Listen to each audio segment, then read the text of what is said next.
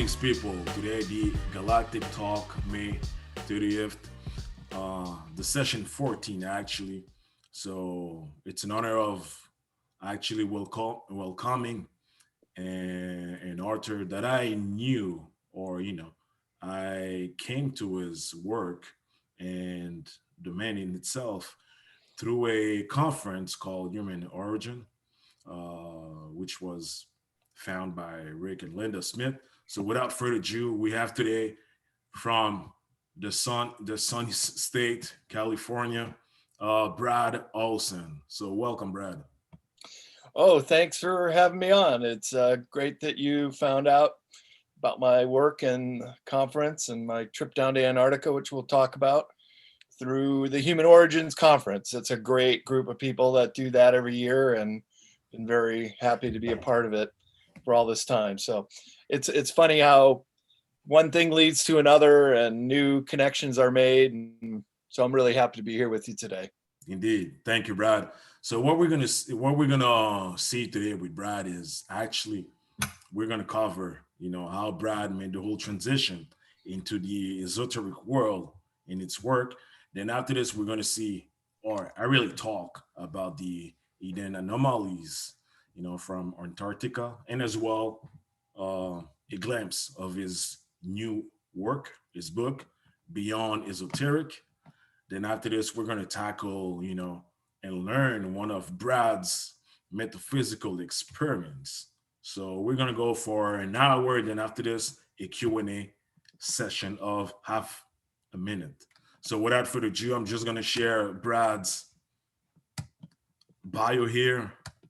All right. So Brad Olsen is an author of 10 books, including 3 in his esoteric series, Modern Esoteric, Future Esoteric, and the new released Beyond Esoteric. An award-winning author, book publisher, and event producer.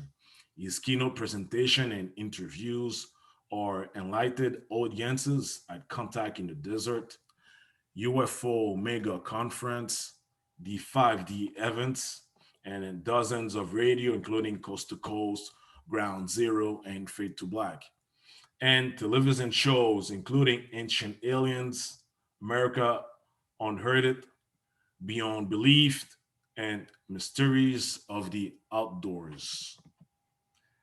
Brad is the founder and co-producer of the Harvard Street Fair in the SOMA neighborhood of San Francisco. The Chicago natives esoteric writing continues to reach a wide audience while he continues breaking ground in alternative journalism, public speaking, illustration, and photography. And here, Brad is gonna. We'll let Brad, talk about his numerous websites and his work, and then, right, without further ado, we're gonna learn about Brad's actually how he made the whole transition into the esoteric world. So, Brad, without further ado, let's discover how you went, being the Chicago natives and through the different transition and now to today. So please go ahead, Brad. All right, sure. Well, yep. Normal guy growing up in the Midwest, in a town called Arlington Heights. Went to Mount Prospect High School, and I can tell you there was no mount and no heights where I grew up. It was all pretty flat land. But I had a dad who took us skiing sometimes out to the Rocky Mountains, and grandfather took us down to Florida and Washington, D.C., some other trips. So I started getting the travel fever from a young age, being in Boy Scouts as well. And when I graduated college from Illinois State University with a double major, marketing and art degree, I remember on career day, all my colleagues from business school were all going to meet recruiters and pass their resume around, and they're saying, "What are you doing playing Frisbee on the quad today? This is career day. Don't you want to get a career?" No, I think I'm going to go travel this summer. And that's what I did. I painted houses. I've self-financed all my trips. And I went to Europe for 3 months right after I graduated college. And I thought I was so cool. One of the only Americans, really, that was out there for not just weeks, but months at a time. And then I came across these Australians and Kiwis. They say, 3 months, mate. We've been on the road for 3 years. So, wow, how do you do that? We work our way around the world. So that trip finished. I came back to the Midwest, pretty much decided I was going to move out here to California where I'm at still. And it took me a couple years until then I took that advice and I went to Japan to teach English. And I was there for 14 months and then self-financed 18 and a half months on the road. So I was gone out of the country for almost 3 years. But while I was away, this is in the back of Beyond Esoteric, show you the first book I wrote called World Stompers, a Global Travel Manifesto. And then as I was traveling around the world, I was always going to these sacred places. I mean, it's pretty much what you do if you're in the city of Jaipur, India. You're going to go to see the Red Palace and do the Taj Mahal and Agra. And that's what you do. If you take the time to go to these places, you go see the main sites. But I noticed that there was something more to it, that there was something really very interesting about these sites that told the story of the people and the location they were located at. And so later on, I developed this series of books called Sacred Places, 108 Destination Series. I wrote 3 of 4 books in that series. So this is much later, after I came back from my 3-year trip. I moved out to California again, and then I started this artist warehouse with some other travelers that I met in India. And that became CCC Publishing. That's my book publishing business. I started in the mid 1990s, still going strong with my books and several other authors that I've published. And I'd invite your listeners to go to 3cspublishing.com and check out my books and how it all started.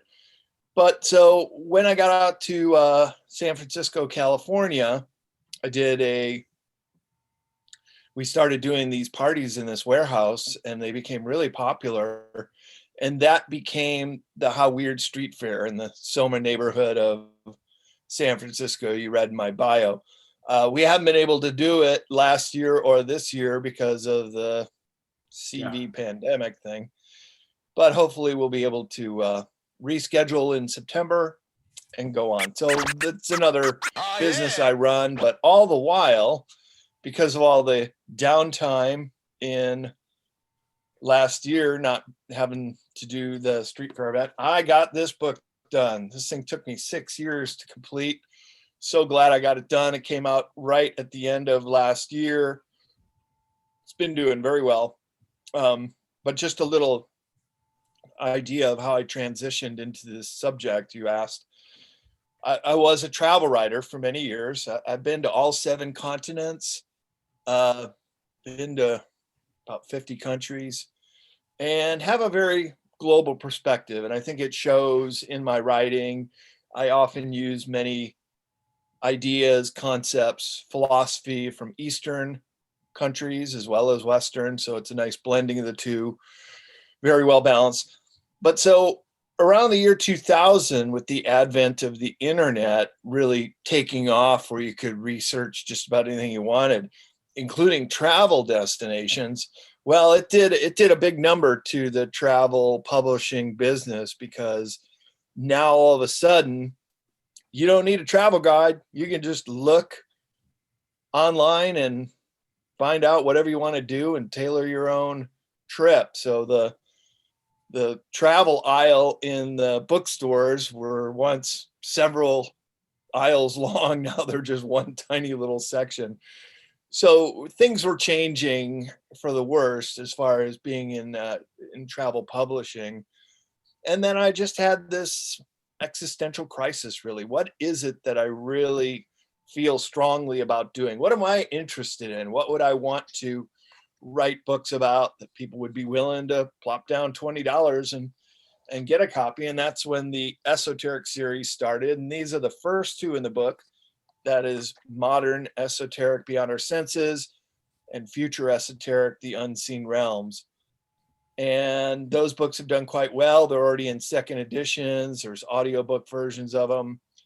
And this one was always in the works, but it just took me a long time. I had some other projects to do. And then the How Weird Street Fair took a lot of my time.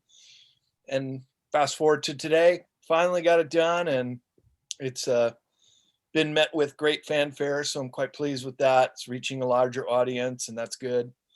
And allows me to talk to really interesting people like you and tell you a little bit about how I got here and what a long, strange trip it's been, to quote the Grateful Dead, including 2.5 years ago, I was on a sailboat down to Antarctica. That was, wow, what a trip. And that rounded out those 7 continents for me. And I was going down there just to find out about all these mysteries that we've heard about, from big ships under the ice to antediluvian civilizations to ET bases, perhaps. And exactly. Well, I didn't really get any direct info on that stuff. I found some other pretty cool, interesting things too. And almost all the Antarctica information, which I have compiled from that trip, are included in the new book. Excellent. Including some really interesting maps. This one is of New Schwabenland. That's a German map. And the U-boat under the ice map that the Germans created, and some of their other relics and what else might be lurking under the ice. So a lot of people ask me at conferences or interviews, oh, where do we get your information on the Antarctica? Well, it's in the new book. It's in the new book. As well as cool other stuff. Yep. Excellent. So before tackle this, Brad, so let's make a smooth transition. You mentioned you traveled, went to sacred places. So please go ahead and share to the people one of your metaphysical experience that probably had a direct impact on producing those books, right? So yeah, could you please share one of them, please, Brad? Absolutely. Well, when I was at the tail end of my 3-year trip, I was in Cairo, Egypt, to go see the Great Pyramids and traveling down the Nile to see the other incredible monuments of antiquity there. And it was on a full moon night in March 1993, and I decided to climb the Great Pyramid. Now, this is illegal. I'm not recommending it. You can get in trouble if you get caught, but I felt like my guide said, do it. Yeah. and I knew this little trick of the eye, you see, because it was right when it got dark out and they started the sound and light show. So they would light up the Sphinx and talk about the Sphinx, and then the other pyramids would light up and they'd talk about them. So they did that with the Great Pyramid once or twice, and I figured they're going to do it again. And the trick of the light is, once a real bright light comes on in the dark, it takes several seconds or up to a minute before the human eye can adjust to the darkness after it being real bright. So I waited for, first for no guards to be on the one side I climbed. And I waited for that flash of light to come on. And off in the distance, you could hear them talking about the Great Pyramid. So I just stood posed and ready. And sure enough, the light came down and I just started scrambling up the blocks of the Great Pyramid. They're about the size of a washing machine. And I'm a real tall guy with long legs. So I'm just kind of jumping up. And then the lights came on again. So I had to kind of hide in the shadow of one of the rocks so I wouldn't be seen. And that happened one more time. I made it up 2/3 of the way. And then the final time made it to the top, made it to the plateau. It's quite incredible up there, especially at night, because you can see the lights of Cairo on one side and then the dark expanse of the Sahara Desert. And it was full moon, so you could still see some contours and illumination. Just an incredible experience. But so when I was teaching English in Japan, my grandfather passed away, and I really felt bad that I couldn't make it back for the funeral. It was just too short notice, and he was a very influential person in my life and helped pay for my college education and was very encouraging with things that I was doing. And so I kind of was just sitting there meditating on the top of the Great Pyramid and just gave a shout out to him and said, really sorry I missed your funeral and love you very much and hope this transition into this other phase is okay for you and I miss you, and those kind of things. And I felt his presence, and I really feel like a burden had lifted, that I wasn't at the funeral and wasn't there for him. And the voice just came to me and said, look where you're at. Look what you're doing. You're living the life. You're doing exactly what you wanted to do. And it's okay that you weren't there, because I know that you love me, and we had this credible relationship in the time I was alive, and I'm following you around. I'm like one of your guides now, and it's good to see you doing what you love to do. And so that was a very life-changing experience for me, because I basically went from, let's say, an atheist or agnostic, not knowing, to really understanding that we are spirits in a human body. And I've taken that with me ever since, and really built upon these experiences and put them into my books. And in Modern Esoteric, there's a whole chapter on reincarnation, about all the evidence of people animating these bodies. Like the popular bumper sticker says, we're not humans having a spiritual experience, we're spirits having the human experience. And I think that's quite right. And it's just was a very transformational moment in my life. And then I climbed down and almost got caught and almost got in trouble, but I had the foresight to change my shirt around and run through these tombs and get out quicker than they thought I would. And one guy's like, hey, were you just up there? Oh, well, no. And then they let me go and I got out. So it seemed like it was divinely inspired that I would have that experience. And all these years later, come on your show and still talk about it. Still gives me goosebumps when I talk about it too. So I was about to ask you, when you felt that communication, right? What was your impression? Because you were not, I'm thinking you were not looking for it directly, right? Although from your heart you wanted to express it, but never thought that that would happen. So what was your impression at that time? Well, that's correct. Well, my impression was, wow, I'm having this conversation. I'm hearing his voice. Look, I was up there alone. This is completely subjective. I have no way to prove this or verify it in any kind of scientific way, but I'll tell you, to me, it was extremely real. And it changed my life. It really did. And it set me on this course of trying to understand these subjects as best I can. And I think to a degree, I've done that in the writing on these esoteric subjects, because many of them have to do with the spirituality, which is unique in each and every one of us. Sure, indeed. So now coming now to the main or highlight topic. So hidden anomalies Antarctica. So I might share some pictures, but then after this, I'll let you, Brad, share some pictures out of your book. So Sure. a lot of people hears, all right, so the Third Reich went over there. There's underground tunnels that's connecting to other worlds, and Antarctica is a sort of a portals to inner walls. Sorry, all right. Then we hear about ice walls, and beyond the ice walls, there's another world within this earth. Or sometimes we hear about, obviously, ETs, bases to rain forests actually over there. So, Brad, I'll let you take control of the share, and please share your findings and your truth regarding the whole Antarctica, what it is. All right, great. Well, those are some pictures. Some of those I've never seen before. That's great.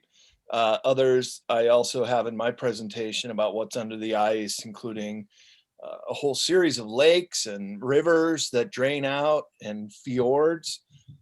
I do a presentation called The Hidden Anomalies of Antarctica, the latest findings, and I'll be giving that workshop at Contact in the Desert in about 4 weeks. So I would just recommend people would go over and see it there at Contact in the Desert. And for proprietary reasons, I can't show the whole slideshow here, but I can make some descriptions and comment on some of the photos that you've shown.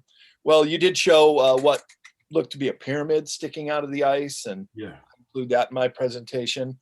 Now, I've had the great opportunity of talking to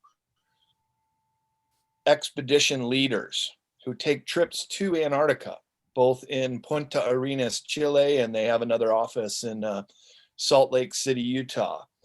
And in both times, I made an appointment and talked to them about all these very strange artifacts. And I noticed in that map you showed where the Nazi region was and rainforest region was and where the UFO was. Mm-hmm. Just today, I was watching some videos. Anytime I see anything on Antarctica, I definitely jump all over it. And just today, I took a screenshot of a new one. And it happens to be right in that area that you had mentioned. So let me blow this one up, and let's see, I will share screen on this. You guys can see that. So here's the GPS coordinates. I haven't gone there to independently verify it, but this could be one of the 3 giant craft under the ice. Could you share it, Brad? Can you see that? No, not yet. Oh, okay. Let's see. Oh, I see. Okay. How about now? Do you see that thing in the ice there? No, not yet. Huh. You would have. Do you see the icon share screen? I do, and I thought I hit it. Okay, you have to hit it, and then at the lower right corner, it says share. Oh, it does indeed. You're right. There you go. There we go. Here it is. And I just learned about this one today. So it's my understanding that there are 3 massive crafts under the ice. One of them is in the New Schwabenland area itself, the German claimed area. And I found out when I was going over some maps that indeed the Germans never left after World War II. They became West Germany. They kept their bases there, and they're still there to this day. The same exact location that was claimed by the Third Reich. Well, there are 3 big crafts under the ice, and they're nicknamed Nina, Pinta, and Santa Maria by the alphabet agencies, most namely the NSA, which is tasked with pretty much covering up and working with anything extraterrestrial.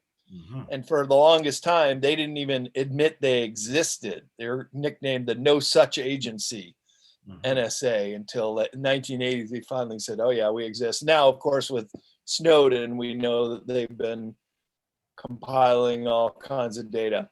Mm-hmm. So where your map showed one of the craft in Western Antarctica is right about where this is. And you can see the GPS coordinates. If anybody wants to do some independent study, come back. There are some other artifacts around there, and you can see it for yourself.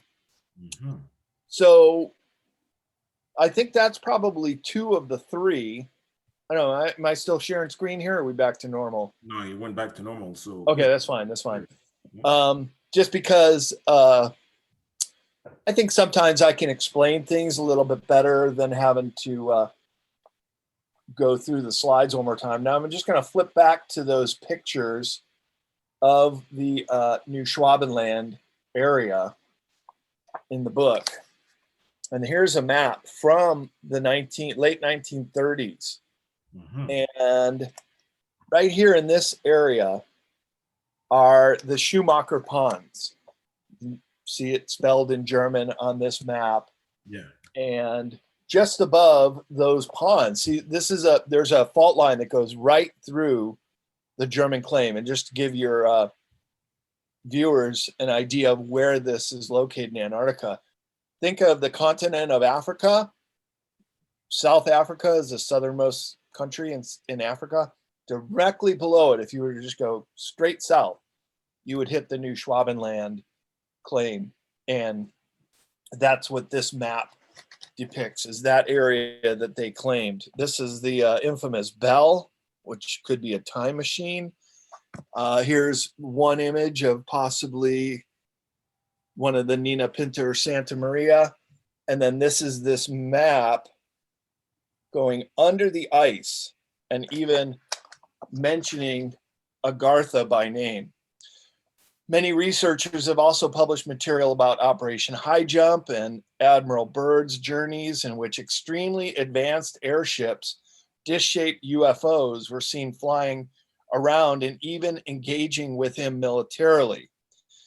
Not long ago, this top secret map belonging to the Third Reich was recovered, in which there are several secret passages depicted, which were used by the German U-boats to access mysterious underground regions, as well as complete map of both hemispheres and possibly an entrance to inner Earth located near the South Pole. Now, I think you'll find this very interesting. When I went down there, and even before we left on a sailboat, I talked to anybody I could about what I had heard being down there. The three craft, structures under the ice, ET bases, pyramids poking through. And while a lot of people didn't have any information on that, and I don't think they were covering it up, they just didn't know. What I did find out is there's a massive no-fly zone over a portion of the South Pole. And this is where Admiral Byrd, when he was a pilot, was flying all over Antarctica and found this gaping hole like 40 miles across. Mm-hmm. And keep in mind that Antarctica is the most, there we go. Could you tell us where exactly the no land zone is? So it's right about where that letter 0 is. So it's at about the 89th parallel. The South Pole itself is 90 degrees south, right? Because the world's 360 all the way around. So it's 90 degrees to the equator, 90 degrees above that to the North Pole, 90 degrees on the other side to the equator, and then 90 degrees back. So just 1 degree, let's say north of here, around where the 0 of the South Pole is where the massive hole is. It's kind of, well, actually a little more this way. It's between the Davis base and the South Pole. And this is according to one of Linda Moulton Howe's whistleblowers, Brian S., who flew over it in an emergency. They had to evacuate someone out of Davis, and he broke orders. So rather than flying all the way around and then going to Davis, he went right over it and saw it. And it's massive. And when Prince Harry was down there, him and a bunch of his army buddies started at the South Pole and cross-country skied to 89 degrees south. And by the way, this Donning Maudland, this is where New Schwabenland is. So I've been able to pinpoint one of the craft under the ice here, about where the D and land is. The one I just showed you is down here, which is also indicated on your map in West Antarctica. And this is the area that I was sailing in, all around these South Shetland Islands. And then we touched the continental land here and then made it all the way down into this group of islands before we came up to the Melchior and sailed back. I put together a 16-part show called Antarctica by Sail. It's on sci-spy.tv that people can watch the whole journey, all the footage that I took. And that's more of a visual tour of my trip, whereas the hidden anomalies of Antarctica at Contact in the Desert is going to be more of the findings from this trip. So the really interesting thing is there is a massive no-fly zone there. And when I was on with George Norrie from Coast to Coast, his TV show is called Beyond Belief, and we were sitting there right before we started taping, and George is asking me a bunch of questions. I'm telling him pretty much the same thing here. Is there's this massive no-fly zone down there. George Norrie has this really unique voice of, why do they have to have a no-fly zone? It makes no sense. Nobody goes there. And he's right. Why do you need a no-fly zone there? Especially right now, after the summer bases have all evacuated, because of course the seasons are opposite. So there's only 1,000 people right now in Antarctica, and it's the 5th largest continent of the world. It's like 2 Australias combined. It's so big. So going down there was quite like visiting another planet, like a frozen planet. The moon of Jupiter, Ios, is all frozen. It's kind of like that, but no water on Ios. Whereas here we were sailing through these channels. There were icebergs everywhere, and it was fraught with danger. I mean, if our ship took water, we would have all died. You cannot survive hypothermia more than a few minutes, and help is far, far away when you're down in Antarctica, unless you get really lucky and happen to have an iceberg you can swim to, or land, or another boat nearby. It was a pretty hardcore trip. Plus, sailing across the Drake Passage from Ushuaia, Argentina, to get down to Antarctica was really rough seas, and almost everybody on our ship got seasick, violently ill, so lost all the food that I had from the previous days. I couldn't eat for 3 days, even a sip of water, throw up. Oh, really? So I lost about 25 pounds on that trip. It was pretty hardcore, I'll tell you. It was very uncomfortable. Couldn't really leave the bunk. The biggest chore of the day when we were on the Drake, after getting sick, you have to go to the bathroom once in a while. You hold it as long as you possibly can. And then in very rough seas, make your way over to the toilet, sit down, do your business, and then lean over on the sink and throw up. So, I mean, it's that hardcore. So did you felt any electromagnetic field that would be different, let's say, from you being in California? Well, I feel different being here in California. Down there wasn't much at all. One of my colleagues, Dr. Michael Sala, he and I were exchanging information before the trip, and I spoke on panel with him at Contact in the Desert with Linda Moulton Howe, and we worked together and sharing information. And he told me about Rothschild Island down there near the Rockefeller Plateau. Funny how these globalists have areas named after them. And he said that there was a big HARP array, these basically microwave hitting the atmosphere machines that can steer the weather around. And in fact, I have a chapter in my new book about geoengineering. So if anybody has any questions about the veracity and the patents that go with geoengineering, these are what the HARP arrays look like. This is the one in Gakona, Alaska. They're ionospheric heaters. And he said there was one in Rothschild Island. And right around that time, Dabu7, he gets these videos and posts quick videos, shows like this electromagnetic wave coming out of Rothschild Island in Antarctica going straight up to Greece. This would have been 3 summers ago. And right then, all these fires started breaking out in Greece. So it would appear that they have the ability to use their HARP array down there, which I didn't get to see. I didn't even get close to there. That was quite a ways from where we were. But that they had this ability to create weather events or even start fires just about anywhere else on the planet, up and around the equator, all the way up to Greece. So there was that. But I being down there without cell phones, without any electronic devices, nothing worked, of course. No chemtrails either. Skies were always clear. Not the case in South America. We did see chemtrail activity there.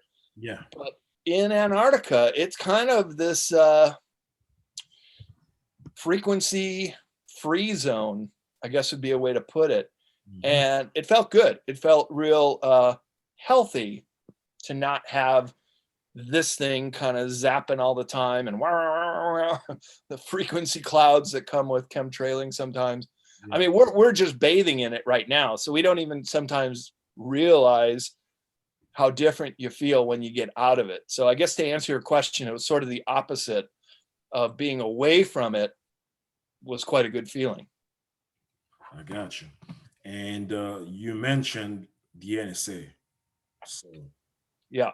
you know, this agency deals, like you mentioned, with various ETs activities and special groups, like Penny Bradley mentioned the other day, the Wingmakers, the Librarian groups. So now coming, because I saw you mention something about it with the black goo. Uh-huh. Yeah. And, the presence or the evidence being either stored or, whether it's an underground lab where this is stored actually. Could you please share your findings about this? Sure. And I do include the black goo in my Antarctica presentation, as well as here in my book, because it's very important that people understand what this is. It is a sentient black oil that was discovered on the South Sandwich Islands, located south and east of the Falkland Islands group. The substance seems to have a powerful mind control properties when sprayed or ingested. It may have a connection to the artificial life forms in Morgellons. This was reputedly the real reason for the 1982 Falkland Wars between Argentina and Great Britain, so that the UK could take over the Argentinian base that was studying the black oil and take this black goo back to Britain, which they did. The artificial and intelligent sentient oil was claimed to have been found after the destruction of a blue ET base on the frozen Thule Island in the southernmost of the South Sandwich Islands in the far, far South Atlantic Ocean, about 1,400 miles north of Antarctica. It's actually closer to Antarctica than South America or any other continent. This mysterious thick fluid can allegedly communicate telepathically with humans and alter their DNA. It is claimed that military researchers in the UK attempted to use the substance to create super soldiers, but the project was found to be too dangerous and was scrapped, as well as a whole bunch of scientists working at Marconi Laboratories, where they were trying to backward engineer it, died mysteriously. So the famous author David Icke wrote about it. I quote him in Beyond Esoteric. David Icke writes, "It is variously portrayed as an intelligent substance or alien DNA with the capacity to change shape and take over people and transform or absorb them so they become its vehicles. Shining black leather and PVC are also used to symbolize the goo virus in music videos and stage shows, as in Darth Vader in the Star Wars series. Do you remember how many movies and TV shows features the black goo? The movie Prometheus, it was in the X-Files.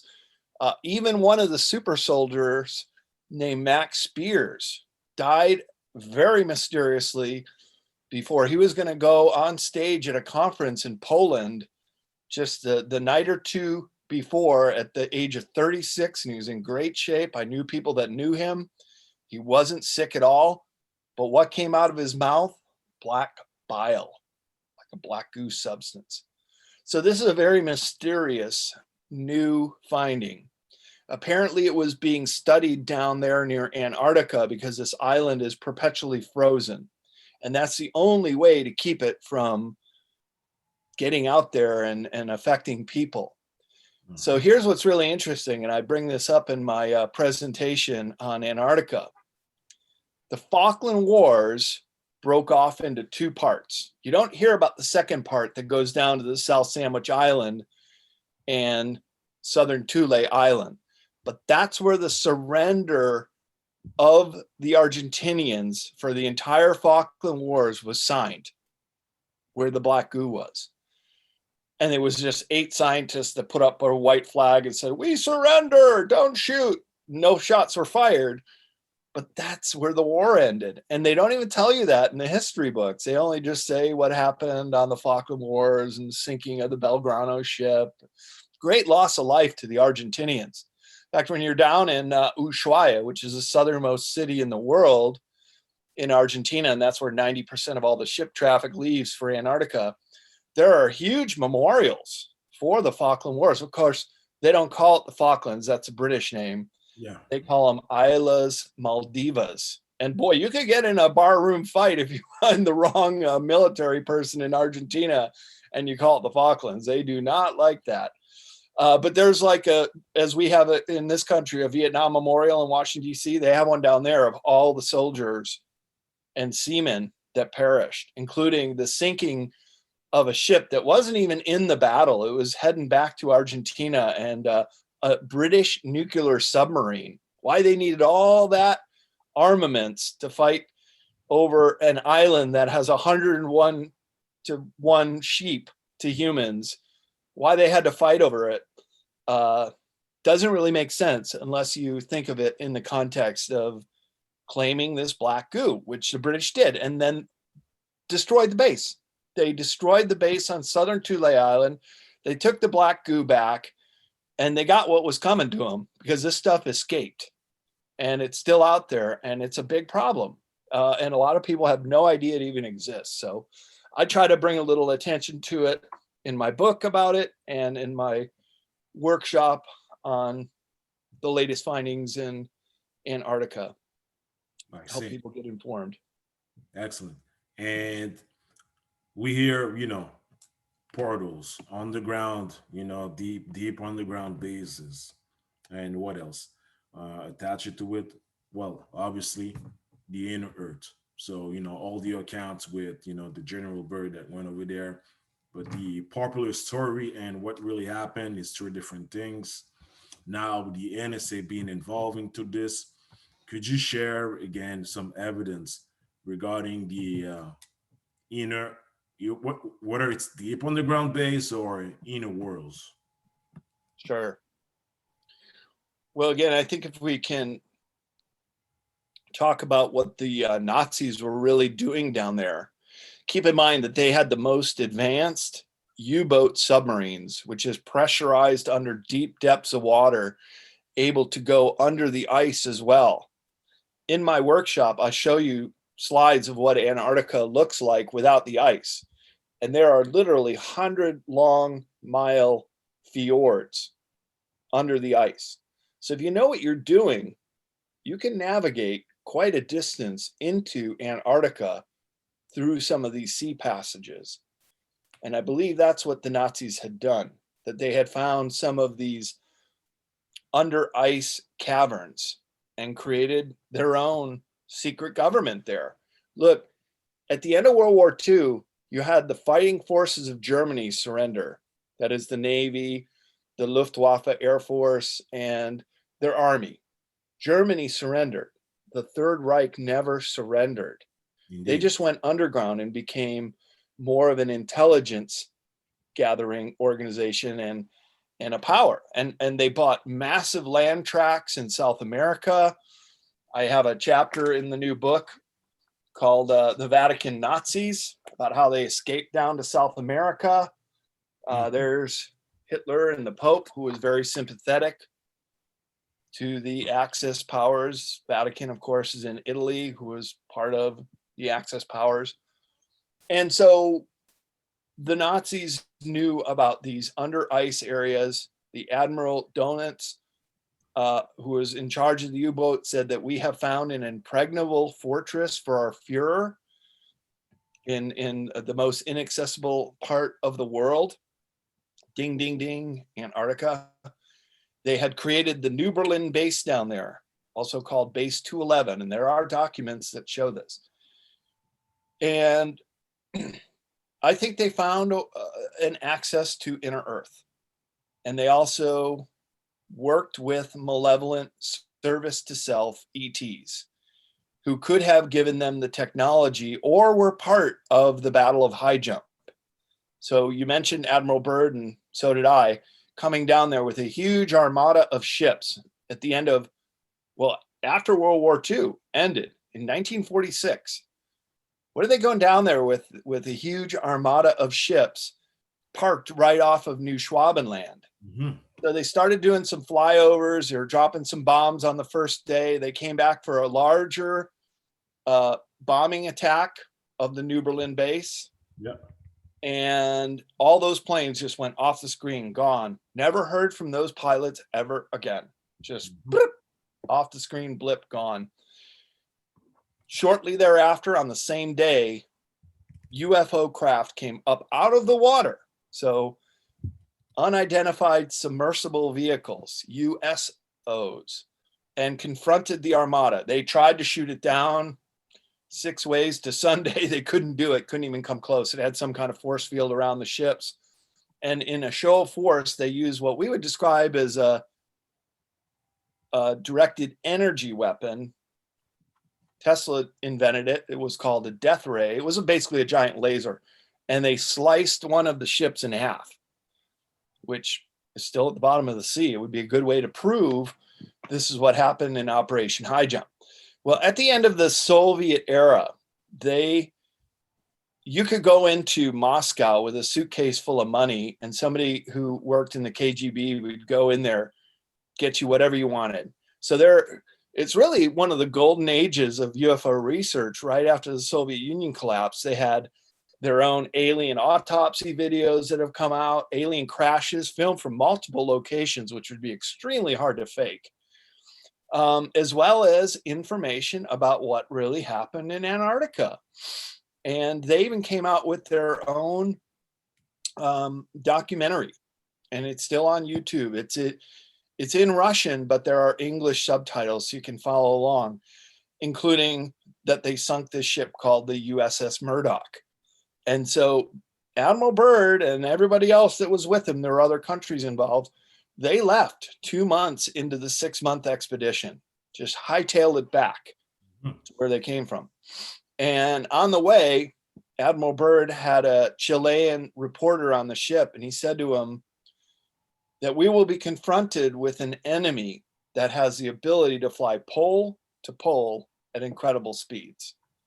Well, as far as I know, there's still no such technology that can do that as far as airplanes. I'm sure it exists in our secret space program and now renamed the Space Force. But think about that. In 1946, to make that claim that we're going to be confronted with a ship that can fly pole to pole at incredible speeds, that's just amazing. And this is not someone who is out there to put out a hoax. In fact, he got in a lot of trouble for saying that. As soon as he got back to the US, they put him in quarantine, and I'm sure read him the riot act. And he basically dropped off of the radar and was no longer a high-ranking admiral any longer. He pretty much blew it when he said that. So to me, that adds a lot of credibility that he knew what he was talking about. The same Admiral Byrd also found that massive hole under the ice about a decade before High Jump in the 1930s. He was one of the first people to fly over both of the poles, North Pole and South Pole. Over the South Pole, he sees this gaping hole about 40 miles wide, so big that he felt comfortable taking his plane into it, circling around and flying back out. And in it, he said he saw megafauna and flora. That is, Ice Age era animals such as woolly mammoths and giant sloths and tropical trees and forests and greenery. Well, I can tell you it's absolutely true in the fossil record that Antarctica had once been a very hot, steamy continent. There are fossils of ferns and trees and even some species of dinosaur that have only been discovered in Antarctica. So whether Admiral Byrd was just writing a fanciful story in his diary, or if this was actually based on fact that he had discovered the inner Earth, does remain some conjecture, because it is in a handwritten diary. Now, it would be great to do handwriting analysis and really look into that and see if what he was writing was his own handwriting and if it can be dated with the paper and the pen ink that he used and so forth. There's ways to determine authenticity. That would really tell us a lot. But to answer your question, they and the Nazis and Annabelle Bird said that they knew that there was an inner Earth access point through various points in Antarctica. Mm-hmm. And I work with Dr. Brooks Agnew. He says he has the GPS coordinates, and had it not been for the pandemic, we would have been going on an expedition this summer up to his North Pole region entrance to the inner Earth. So the Earth is quite like a toroid or a torus field where there's openings in the bottom and the top, and it's this flowing form of energy that is our planet, including these entrance and exit points, which incidentally in the South and North Pole are also wormholes that not only ETs, but we have started to learn how to do it. The North Pole goes to the star system Vega, and the South Pole goes to a number of different ones. So there's a whole lot of mysteries when it comes to the Arctic region. And isn't it interesting that these are the least explored and least understood areas of the world? I often say in the interviews that it's Antarctica and the deepest depths of the ocean are really the last unexplored and unknown region when you consider what's below the ice. Mm-hmm. I'll just give you one quick example. There is a lake underneath Antarctica, and I know you're up in Canada, you're not far away from the Great Lakes, but one of the top 10 largest freshwater lakes in the world is Lake Vostok underneath Antarctica. It's about as big as Lake Ontario. Right. And until 2012, nobody had any idea what it was. Finally, the Russians drilled down, but their sample was contaminated with, yep, there we go. Where is it? It's right around here. Okay. The Vostok. And you can see an impression on the satellite of the area. It's also the geomagnetic South Pole. Mm-hmm. The magnetic South Pole is actually off of the map. It's moving away from Antarctica. This is just the geographic South Pole. Mm-hmm. And then up here is the pole of relative inaccessibility, the least farthest away from any land, shore, or civilization. So there are 4 poles in Antarctica. But so finally they got a sample down into Lake Vostok in 2016, which is right around where the S is here in east. Mm-hmm. And they came up and analyzed the water and found a bacteria that they had never seen before. And they think it came off of a fish that is as yet identified. So there's still life below Antarctica that hasn't been seen before or analyzed or cataloged by any human scientific body. So there's quite a few mysteries down there, I guess is the point of all this, that there's really a lot to talk about, a lot of mysteries. And that's why my presentation takes over 90 minutes. And I know we want to talk about some other things, but hope that gives you a little sampling of what might be found down there. Sure. Thank you, Brad. And Brad, before, because we have half an hour left still with you, so we'll allow for the Q&A session with the participants. So without being said, I just want to share this, Brad. Then again, that's your website. No, actually, that's one of your websites. So could you please present it in a minute, Brad, to the people? Oh, yeah. Okay. So this is just about what I do. I'm an author, public speaker, book publishing with CCC Publishing, an event producer. There's How Weird Street Fair from a few years ago. There's the 3 books in the esoteric series. And if you click on that link, it will show you all the events that I'm speaking at coming up. Okay. and just things about my life, if you're interested, and what I'm up to. And so, yeah, this will be Contact in the Desert in about 4 weeks. This is an older one, but I am one of the speakers there. Going to be speaking live at the Mount Shasta Summer Conference at the end of August. There's Human Origins for next year. Already been invited back to that, as well as the 5D Disclosure by the River Conference in Laughlin, Nevada, which is going to be beginning of November. And just, I haven't even updated my site yet, but I've just been asked to come to the UFO Mega Conference at the end of February and early March next year. We were going to try to do this trip to ancient Egypt, but the global lockdown prevented that. But check back on this site if you want to find out where I'm going to be speaking next, and as well as some of the virtual conferences that I do as well. Excellent. All right, so I'm gonna invite the people to just click on the end icon and check the ranking and just state where you're from and your question to Brad. All right. And you can also go to cccpublishing.com, and Esoteric Series just tells you a bit about each one of the books with different links to some of my other sites. Perfect. So Brad, on your website, till someone will, click the end icon to raise a question. So Brad, I've seen on your website Mount Shasta, right? So it made me thought about several secret places, especially mountains. There's underground bases within these mountains.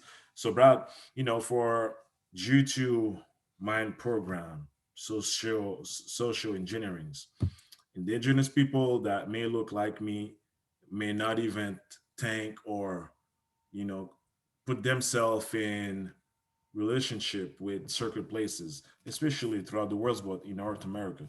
Could you share a secret places that you went that you have evidence within this continent to the people? Well, I'm glad you brought up Mount Shasta, because that is one of the most active paranormal hotspots that I've experienced.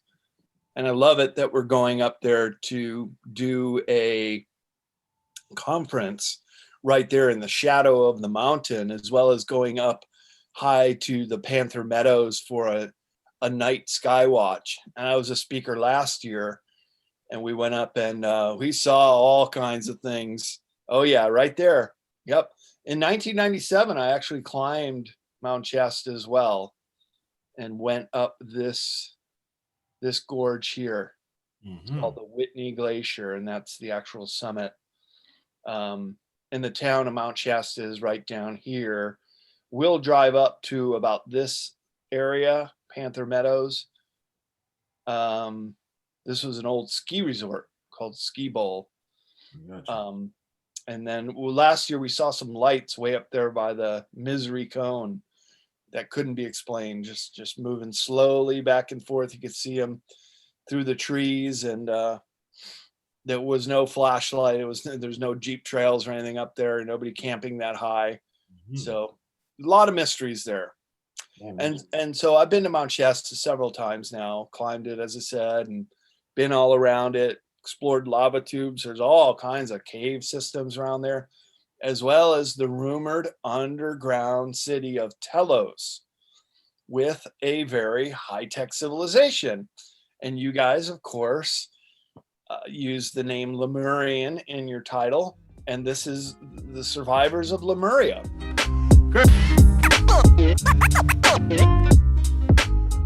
You guys, of course, use the name Lemurian in your title, and this is the survivors of Lemuria, are supposedly the inhabitants of Telos. So one of the speakers, I'm really looking forward to speaking him. His name is Lowell Johnson. He's going to be at the Mount Shasta Summer Conference. He said last summer he was hiking up by Shastina and was invited into Lemuria. So he's going to give his account of what he experienced when he went in there. And who knows, maybe we'll be up on our night watch and Yeah. maybe we'll get invited in. Come back on your show and tell you all about it. Say, hey, I met your people. These Lemurians are great. They're really cool. Sounds good. Sounds good. And all right, so I'm still going to continue. So I'll invite the people to ask any question that you have to Brad Olsen. So Brad, yeah, up north we have the five Great Lakes. Actually, you're from Chicago. Yep. So any intel or evidence or metaphysical accounts that you hear or that you found as evidences on one of the Great Lakes. Great question. And yeah, growing up on the shore of Lake Michigan, there were a lot of stories of craft flying over, even coming out, USOs. My dad saw UFOs over Lake Michigan. He had a house just across from Chicago in Michigan, near Benton Shores, Hager Shores, I mean. And he said he saw craft fly by one time. I believe him. There's also very interesting, yeah. So this is where I grew up, northwest suburbs of Chicago, right about there. He had a house right here called Hager Shores. He saw him flying like along the coast. But another interesting place is up here in Great Traverse Bay, where they found an underwater Stonehenge-like monument. So standing stones, which are underwater in a straight line, which have some alignments to different stars. And one of those stones has a mastodon carved on it. And so a mastodon is like a mammoth, a woolly mammoth, an extinct species in North America, but they were here during the last ice age when the Great Lakes were trapped in ice. They weren't lakes yet. That is the melting of those ice sheets that had once come all the way down pretty much to the border of Illinois. It's called the Wisconsin glaciation. And you can see in all the hills right around where I grew up in southern Wisconsin, all these hills that were carved from the glaciers. They're called moraines. And so all the water would have been in these great ice sheets, but there were little pockets that the land shone through, and presumably where this underwater Stonehenge in Lake Michigan was located, somebody did a carving of a mastodon on it. And now that's just way too much of a coincidence to have a carving on a megalithic stone that's underwater that could have only been really carved. Yeah, there you go. Underwater Stonehenge. Some 100 years ago. And there's the mastodon, the very first slide. So what the heck? Who's building this stuff way back when? But once again, just there's so many mysteries out there. This just being one here in the Great Lakes region where I'm from and pretty close to where you live today. And yeah, I'd like to get some scuba tanks on and go down and see it for myself. That looks pretty much like it was erected, especially that mastodon that would have been carved on there, not by accident. Sounds good. Coming up now to another question. We're talking about this. We'll try to not put you in trouble, but you mentioned about some, political figures, but they're being, some agents for, malevolent fashion. Without stating their names, probably just their function.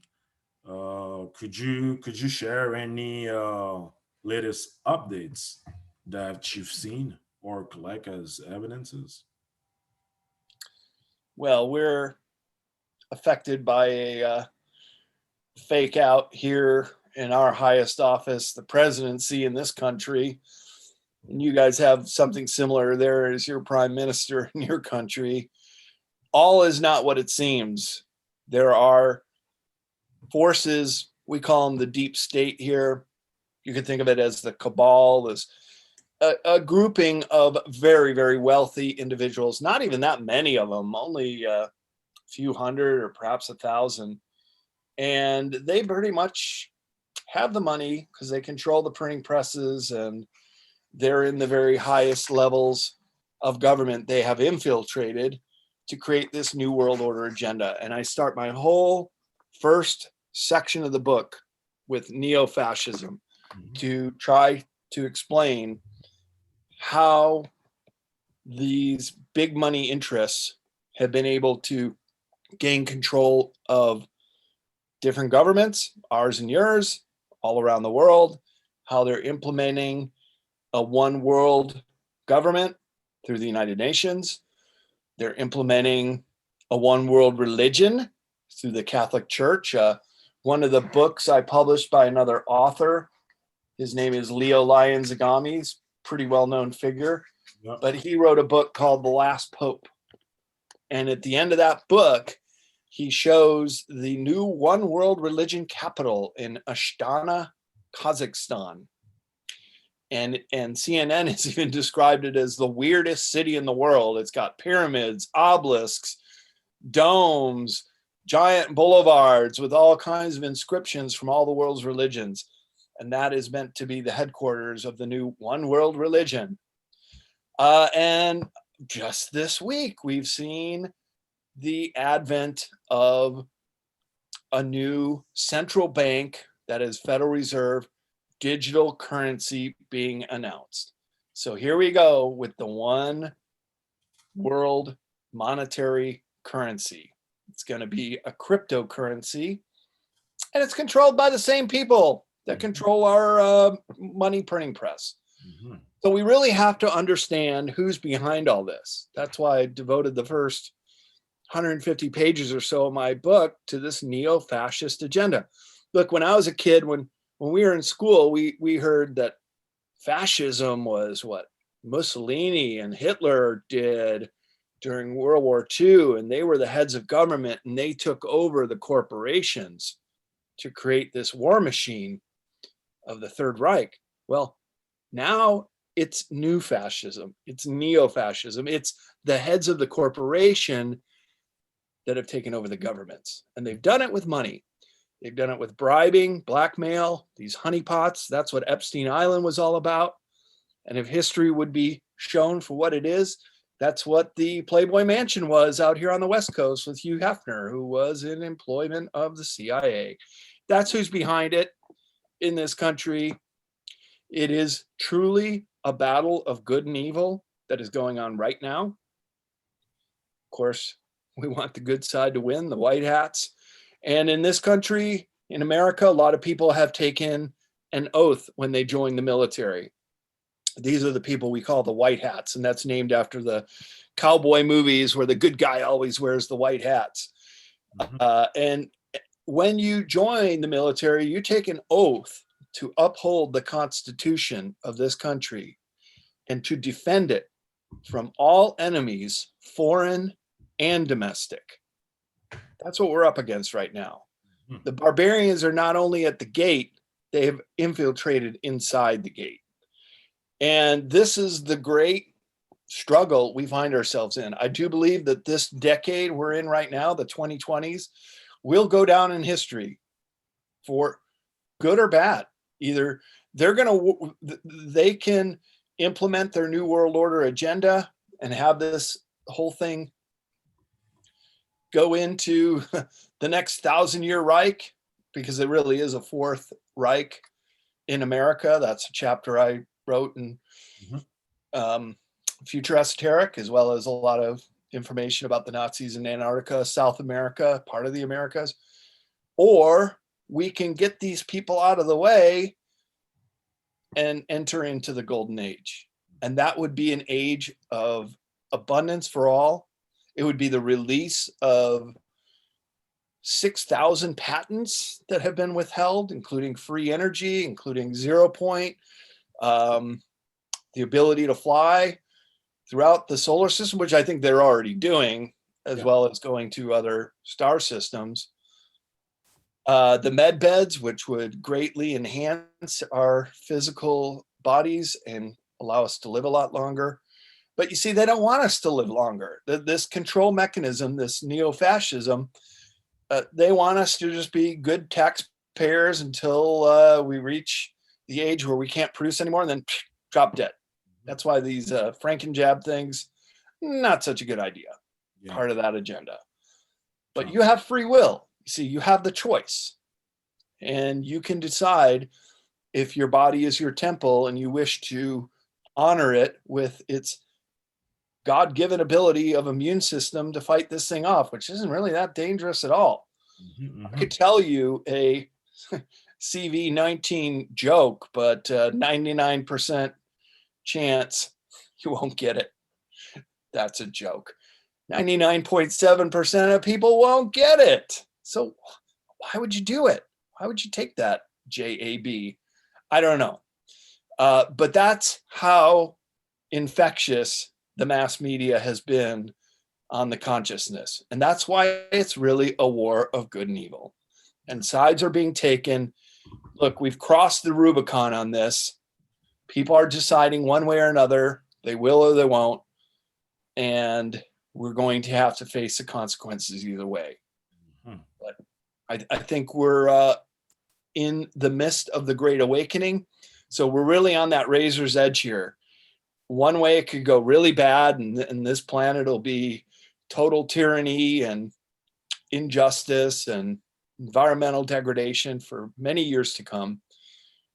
Or it could go the other way, and we could have this golden age, which has been prophesized for a long time. And I think we're living in the midst of it right now. So it's a great time to be alive. It's a great time to be aware of what's really going on in the world. And as I have often said, it's on the back of modern esoteric. The revolution is consciousness. It's all about us waking up to what's going on, using our free will to make the best choice that's available to us, and to know who the bad actors are in all this. That's right. In our fake presidency and in your prime minister office, they're just bad actors in my mind. And sooner we can get them out of the way and go in with some really truly democratically elected officials who have the best interests of their people in mind, like the president of Tanzania, who sent in the CV tests of a goat and a papaya, and they both came back positive. Do you know they got him? He's passed away now. He really cared about his people. And we need leaders like that, but it's a dangerous time. It's a real dangerous time to be a truth teller. And I know myself personally, I've been pecked in various ways and hit with censorship and so forth. So it's, we got to do what's right, but we also got to do what keeps us alive too. I got you. Well, the mind control programming is hard because Constitution, it's really stated that, the only form of government must be a republic like it was before, and yet, things are ordered. So a lot of indigenous people referring to themselves as Moor. Did you found any accounts when you were traveling and about, the Moors, their galactic connection, what they did while being here and the civilization? Could you share any accounts while traveling? The Moors, Moors. That's one example. Yeah. One example. Well, I'm aware of the Moors, and yes, they were very advanced for their time. Mostly recently, I was in South America for 4 months before and after the Antarctica trip. And I was meeting with some indigenous people there, some elders and shaman. And it's really interesting because they speak of their galactic connections. They're brothers and sisters, they even refer to them, meaning extraterrestrials. Quite matter-of-factly, unashamed, just, we meet with them. They're here. We know about them. They don't have a problem meeting with us. And I said, well, why is it that up in North America, so many people are in disbelief and would have a really hard time understanding what you're saying here?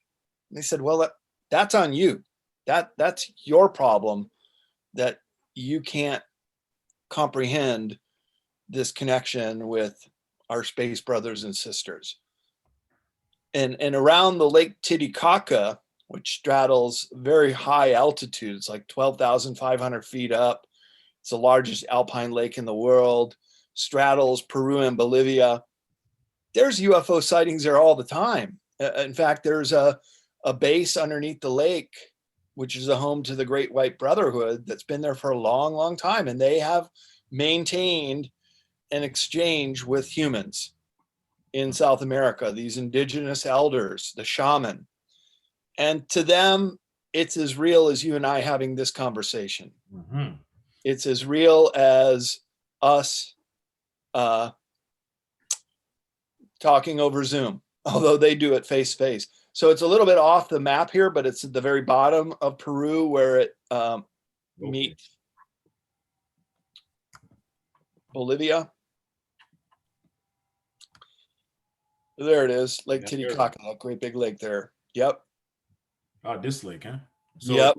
please repeat, the account. That there is a under the water lake where USOs, unidentified submersible objects, come up out of the lake and can be seen on a very regular basis. There's also underwater ruins there. There's a lot of really strange things, such as freshwater seahorses, which only live in saltwater. But it is presumed that Lake Titicaca, which is the caldera of an extinct volcano, rose up from sea level, and it originally contained salt water in it, rose to these great elevations during the last pole shift. And down here, right about 3 miles from the coast, is Tiwanaku and Pumapunku. I do a talk called The Mysteries of South America, in which I get into quite a bit of this idea of pre-Incan civilization, of a great cataclysm that destroyed Tiwanaku and Pumapunku. It was like a kid with a Lego set just threw it up in the air and just scattered it around. That's pretty much how these ruins have been found.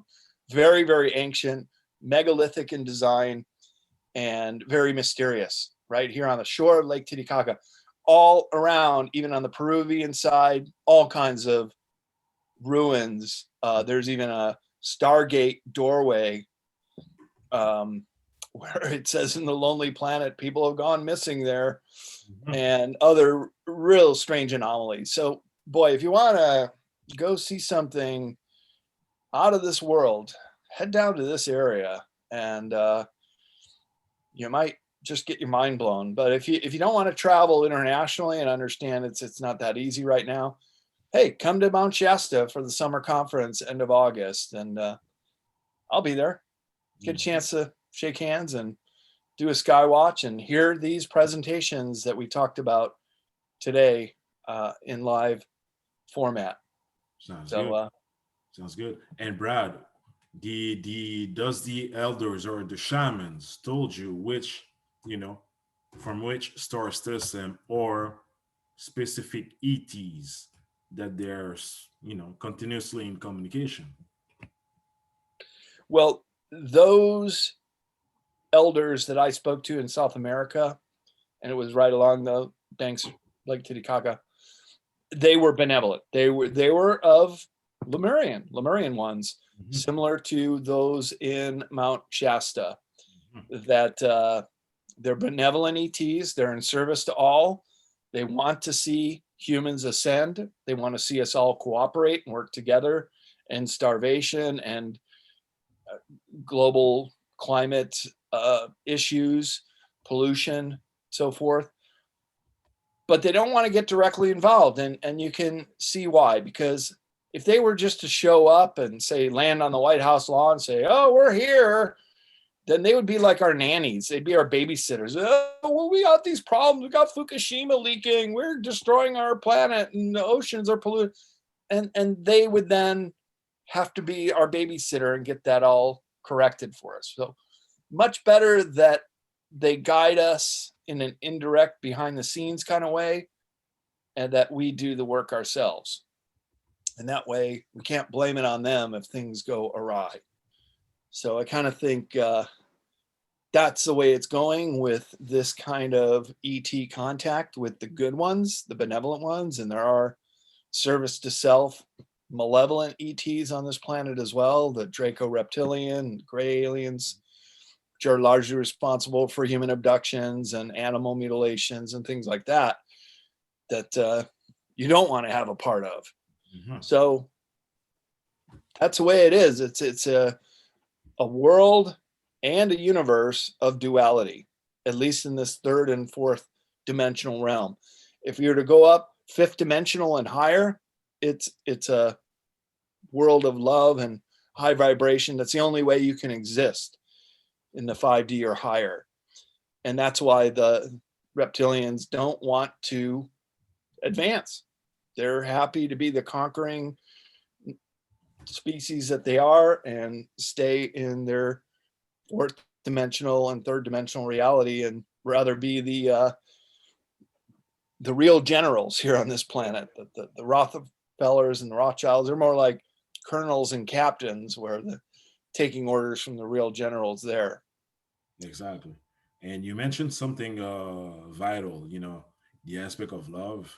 And it makes me think about, a past indigenous man by the appellation of Noble Drew Ali. Actually, I don't know if, well, being in Chicago, did you heard while growing up that name, Noble Drew Ali, by any chances? No, I'm not aware of that. Who is Anyway, that? one of the key themes was acting with love, and this raised, like you mentioned, actually to higher dimensions, the whole proportion of love, but not love the popular way, but on the consciousness or cosmic meaning of it. So it's definitely right. Yeah, It's definitely right. So we have probably 2 minutes then again with Brad Olsen. I'm just gonna see if anyone's would want to ask a specific question to Brad.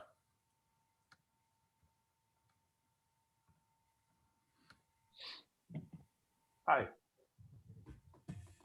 Please go ahead, Brad, Marcus. how are you doing? Marcus, could you simply raise your volume so that Brad could hear you properly?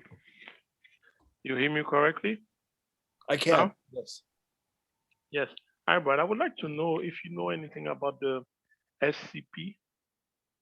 SCP. What does that stand for? I forgot, but there is the organization that's responsible to control anomalies around the world.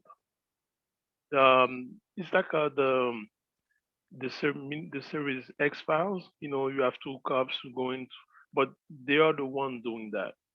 Okay. Is that the United Nations? Do you know? Is it world government? They are very world government, and they are secret.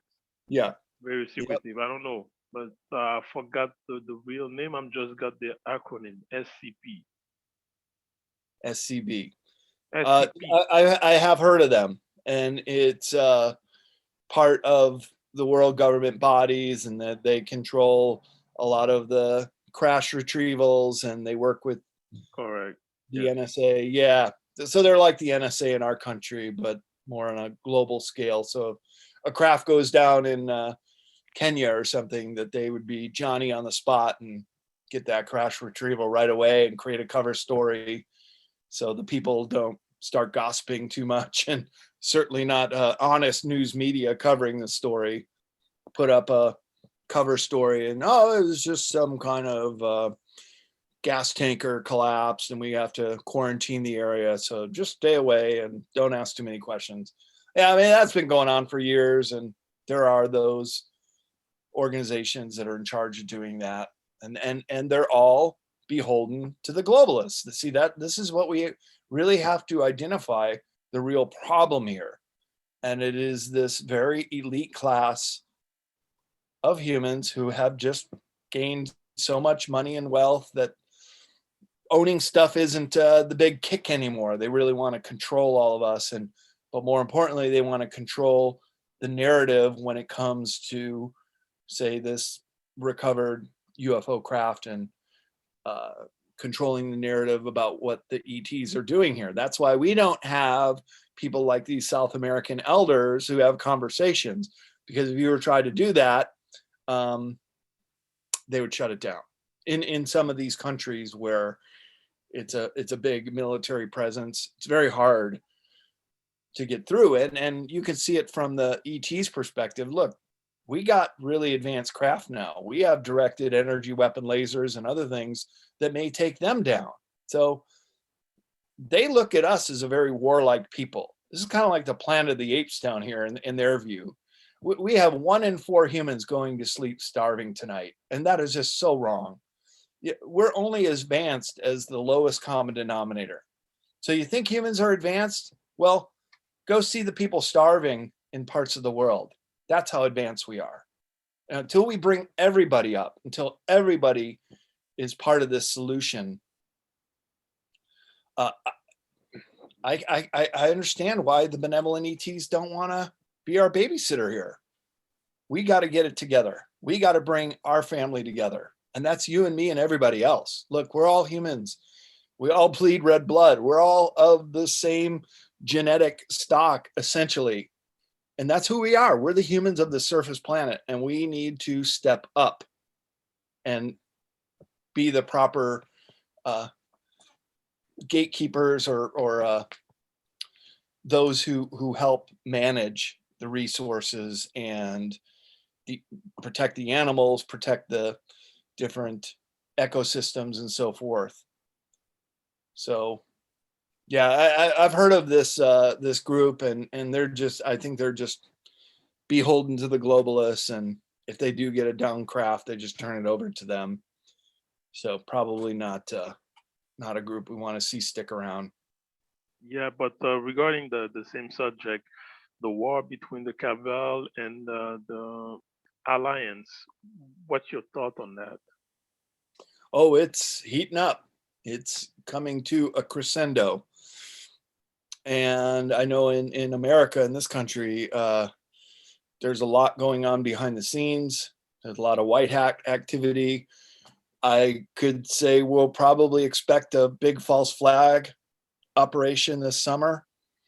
I would say there's going to be a lot of big news stories coming up, including the Pentagon is meant to release information about UFOs to Congress. That June was the month they said you have to come up with it. And isn't it interesting that just 2 weeks ago on 60 Minutes of controlled news, they had a story about the videos taken by Navy pilots of UFOs. And of course, they put their little fear, uncertainty, and doubt in the story. And the guy who was doing the interviews is, people are going to think you're crazy for talking about this. Come on. We're so past that already. Let's have an honest discussion about what this is all about, rather than putting your fear, uncertainty, and doubt into the story as you've been doing for decades.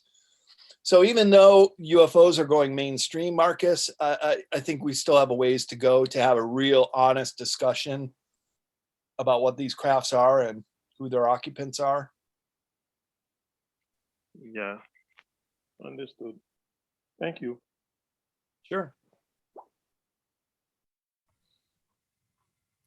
Thank you, Marcus, for that question to Brad. So, Brad, we're coming to an end. So, if you allow me, if there's anyone who would have a questions for Brad regarding anomalies in Antarctica.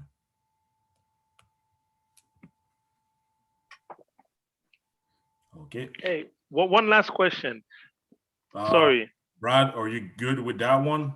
One last question. Let's do it. Yes. What about anomalies in Haiti? Well, Haiti, of course, got racked by the earthquake. Former French colony. I've not been to that country yet. here we go. This is what I mean about people having to go to sleep hungry every night. Where's the real aid for those people? Yeah, that's what we should be focusing on. As far as anomalies, I'm not really sure I know of any. Not to say that there's not, because there are quite a few around the world, but just have the Haitian people in your thoughts, that there's a lot of suffering in the poorest countries of the world, and Haiti is the poorest country in the Western Hemisphere, and things have not gotten better for them, even though millions of dollars has been pledged for Haitian aid. That just didn't go to the right places. Supposed to rebuild that country for them, and they're still living very much in abject poverty. I wish I could tell you about any anomalies down there. I just don't know. Okay, thanks. Sure. Hey, Chad, I got a question. I got a quick question. Is it possible? Yeah, go ahead. Sure. Okay. No, it's because I've heard that I heard about some big ice, some big wall of ice, and the people who are talking about the flat Earth and everything, they are saying that those big wall of ice, around the planet, it's really Antarctica. So have you ever heard of something like that? Well, yeah, I really don't entertain flat Earth questions, because I've been around the world in one direction, ended up at the same place. I've been to the southern hemisphere several times, and all the stars are different down there than they are in the northern hemisphere. I've been to within a few degrees of the North Arctic Circle, as well as within 1 degree of the Antarctic Circle. So you go far north, it gets real cold. You go to the equator, it's warm all the way around. You go south and it gets cold again. It's a globe. So the ice wall supposedly is what is on the outskirts of the flat Earth, which is Antarctica without a continent. Well, there is a continent. I walked on it. It's there. I've seen it with my own eyes. So unfortunately, I can't entertain any flat Earth questions, because it's just not true. It's a psyops. It's meant to divide us, to make us argue about something that's nonsensical and deflect us from talking about what's really important. All right, thank you. Sure.